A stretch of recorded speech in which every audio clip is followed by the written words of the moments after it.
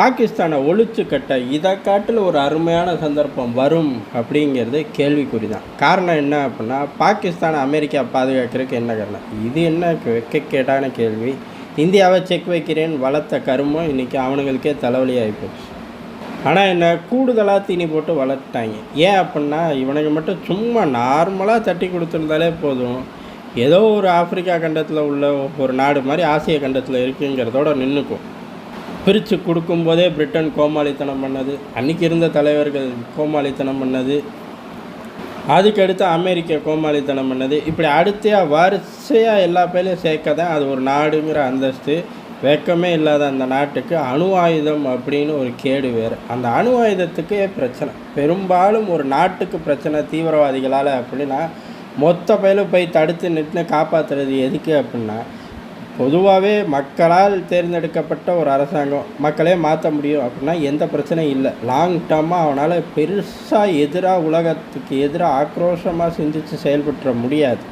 ஆனால் இந்த அதிபர் ஆட்சி, சிங்கிள் பார்ட்டி ஆட்சி, மன்னராட்சி இதெல்லாம் அப்படி இல்லை. அவர்கள் நோக்கத்துக்கு என்ன வேணாலும் செய்யலாம். அவர்கள் நோக்கத்துக்கு செய்யும்போது அது அண்ணன் அமெரிக்காவுக்கு ஆபத்து அப்படின்னா ஆட்டோமேட்டிக்காக கிளச்சி போட்டுருவாங்க. இவ்வளோதான். அந்த நிலப்பரப்பை காப்பாற்றணும், மக்கள் தலையெழுத்து அழகாக எழுதணும், அதெல்லாம் இங்கே கேள்வி கிடையாது.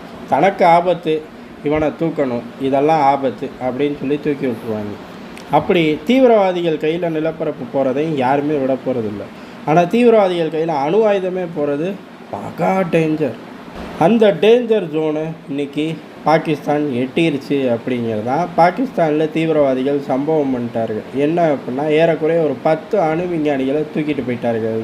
அவனுங்களை மட்டும் தூக்கலை, சேர்த்து சில அணு பொருட்களை தூக்கிட்டு போயிட்டார்கள் அப்படின்னு சொல்லப்படுது. பாகிஸ்தானை பொறுத்தவரையும் அப்படியே 100% உண்மையை எழுதி நம்ம கையில் கொடுத்துருவேன். அதனால் அங்கேருந்து வர அம்புட்டும் உண்மை. அதுக்கு மேலே அங்கே எதுவுமே நடக்கலைன்னு சொல்ல முடியாது.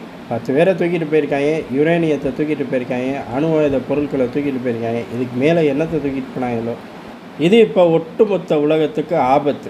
ஏன் அப்படின்னா, என்றைக்குமே ஒரு விஷயம் நடக்கிறதுக்கு சூழ்நிலைகளை ஒத்து போகணும். அந்த சூழ்நிலை இப்போ பக்காவாக ஒத்து போகக்கூடிய ஒரு விஷயத்தில் இருக்குது. என்னங்கிறத ஒரு 2 நிமிஷம் கழித்து பார்ப்போம்.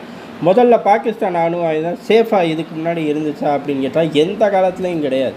பாகிஸ்தான் அணு ஆயுத தந்தையவே பிடிச்சி உள்ளே வச்சாங்க. எதுக்குடா அப்படின்னு கேட்டால், அந்த பையன் இந்த டெக்னாலஜியை விற்கிறான் அப்படின்னு. அவன் திருடித்தனலாம் வந்தான். ஏதோ கண்டுபிடிச்ச மாதிரி பேசுகிறீங்க, திருடிட்டு வந்தேன், திருடினதை விற்கிறான், இதில் என்ன பெரிய விஷயம் இருக்குது அப்படின்னு அந்நாட்களில் எல்லாராலும் பேசப்பட்டுச்சு.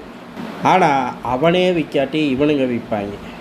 ஏன் அப்படின்னா, அப்படிப்பட்ட பயலுங்க.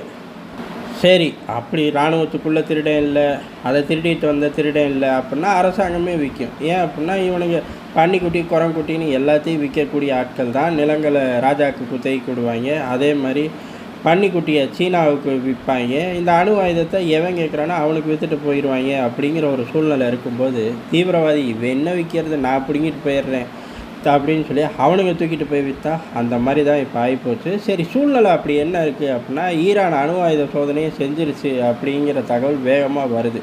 அது பொய்யே இருந்தாலும் அடுத்த மாதம் செஞ்சுவிடுவாங்க. அவன் செஞ்சதுக்கப்புறம் அதுக்கப்புறம் 10 வருஷம் போராடி அணு ஆயுதத்தை செய்கிறதுக்கு 1 டஜன் கூட்டம் வெயிட்டிங். ஆனால் ஈரான் செய்கிறான்னு தெரிஞ்ச உடனே அணு ஆயுதத்தை செய்ய 1 டஜன் கூட்டம் வெயிட்டிங்.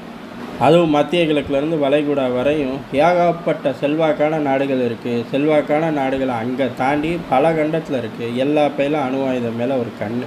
இவனுங்கள்கிட்டருந்து அழகாக தூக்கிட்டு போக அதிக வாய்ப்பு இருக்குது. இந்த மாதிரி பக்காவான சூழ்நிலைகளில் தீவிரவாதிகள் கையில் பாகிஸ்தான் அணு ஆயுதம் போயிருக்கு. அது என்றைக்குமே ஒரு சேஃபில் இல்லாத செக்மெண்ட். இப்போ அமெரிக்கா முழிச்சுக்கணும், இந்தியா இதை பயன்படுத்திக்கணும். வச்சு செஞ்சோம்னா அணு ஆயுத நாடு பாகிஸ்தான் அல்ல அப்படிங்கிறத ஈஸியாக நம்மளால் கொண்டு வர முடியும். பாகிஸ்தானை பொறுத்தவரையும் மிரட்டி உருட்டி தட்டி வாங்கிறது ஒரு ரகம் அப்படின்னா, அங்கே உள்ள ஆட்களை விலை பேசி வாங்கிறதே இன்னொரு ரகம். ரெண்டையுமே சாத்தியம் உள்ள பகுதி, ரெண்டையுமே செய்யக்கூடிய நாடு இந்தியாவும் சரி அமெரிக்காவும் சரி.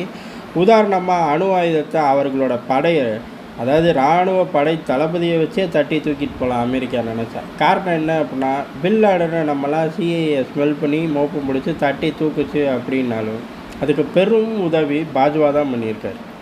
எதுக்கு, பிடிக்கவா, காட்டி கொடுத்தாரா, இல்லை தாக்குதலை வெற்றிகரமாக பண்ணிவிட்டு இராணுவம் திரும்புறதுக்கு உதவுனாரா அப்படின்னு 3 கேள்விகள். அதுக்கெலாம் பதில் கிடையாது. காரணம் என்ன அப்படின்னா, பாஜ்வா பதவி விலகி போகிறார்.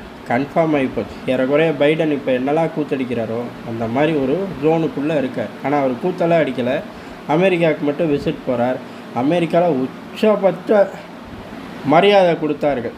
அன்றைக்கி எல்லாரோட தோற்றம் எதை நோக்கி இருந்துச்சு அப்படின்னா, ஒருவேளை பாஜ்வா அரசியலுக்கு வருவார் அப்படிங்கிறது, இல்லை எக்ஸ்டென்ஷன் போவார் அப்படிங்கிறது. அப்புறம் எக்ஸ்டென்ஷன் இல்லைடா, அதனால் பதவி விலகிறான் அப்படிங்கிறது முடிவாது. அப்போ அரசியலுக்கு வருவார், அப்போது ஒரு துருப்பு சீட்டாக பயன்படுத்த இப்போவே வலுவாக்கிடுச்சு. பெரும்பாலும் இவனுங்க முடிவு பண்ணுறது தான் அங்கே நடக்க போகுது. அதனால் பாஜ்வா தான் அடுத்த அரசியல் ஃபிகர் பாகிஸ்தான்லன்னு எதிர்பார்க்கப்பட்டுச்சு. ஒன்றுமே கிடையாது, பாஜ்வாவே கைது பண்ணிடுவாங்களோங்கிற மாதிரி நிலமை ஓடிக்கிட்டு இருக்கு. அப்படி இருக்கும்போது அந்த ராஜ மரியாதை எதற்கு அப்படின்னு பார்த்தோம்னா, பின் லாடன் சம்பவத்தில் பாஜ்வாவுக்கு அதிக பங்கு இருக்குது. மேலே நம்ம 2 நிமிஷத்துக்கு முன்னாடி பார்த்த அந்த 3 ஜோன்களில் ஏதோ ஒரு ஜோனில் தலைவனோட பங்கு ஜாஸ்தியாக இருந்திருக்கு. அதனால தான் அந்த ராஜ மரியாதை. அதே மாதிரி இன்னொரு தலைவனுக்கு ராஜ மரியாதை தர அமெரிக்கா தயங்குமா என்ன? அணு ஆயுதத்தை தூக்கிட்டு போய் கையில் கொடுத்தா. அதனால் பிடுங்கிறதுக்கான சூழ்நிலை நேரம் எல்லாம் வந்துடுச்சு. இப்போவும் அலர்ட் ஆகலை அப்படின்னா அண்ணன் அமெரிக்கா எங்கேயாச்சும் அசிங்கப்பட்டு அதுக்கப்புறம் பிடுங்குவாங்கிறது யதார்த்தமான உண்மை. நன்றி, வணக்கம்.